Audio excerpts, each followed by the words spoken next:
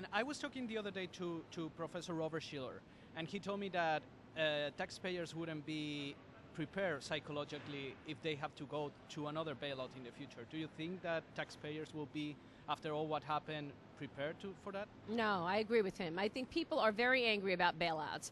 Now, I think, I am a free market capitalist, and I believe that free markets should operate the way they operate, and it's a free market. And if you make mistakes and you have missteps at your firm, you should be allowed to go down, go out of business, declare bankruptcy, go away, and allow room for somebody else to start a business and come up. That is capitalism. That's free markets.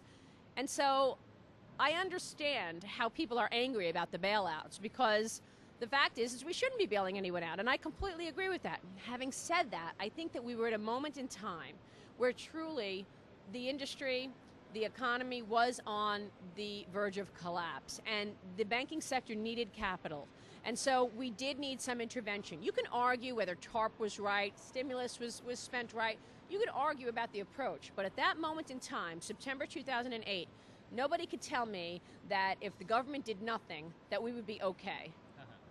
And also, what do you think right now about the Obama administration? How are they handling the economy right now? Well, I think, right now it is a very tenuous moment in time. America is really split, divided on how the administration is approaching the economy. I think one of the biggest issues right now that we face is job creation. And obviously, unemployment is an issue all around the world. But particularly in America, we've got almost 20% of the country unemployed.